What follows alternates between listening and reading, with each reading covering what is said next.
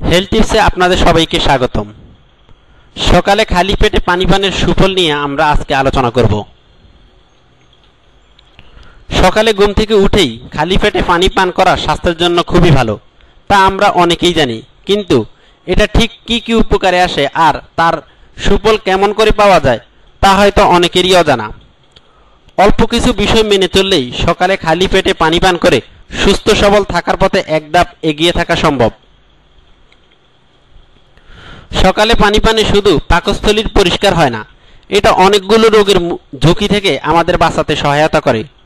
প্রথমত, এই অভ্যাস মলাশয়কে ঠিকঠাক ও সচল রাখতে সহায়তা করে এবং পরিপাক ক্রিয়া থেকে সঠিকভাবে নানা পুষ্টি উপাদান গ্রহণে শরীরকে সাহায্য করে। ভালো হজম শক্তি আপনা থেকেই অনেকগুলো স্বাস্থ্য সমস্যার সমাধানে উপকারে আসে। দ্বিতীয়ত, পর্যাপ্ত পানি পানে শরীরের ত্বক উজ্জ্বল ও সুন্দর থাকে। রক্ত থেকে টক্সিন বা বিষাক্ত নানা উপাদান দূর করে দেয় পানি।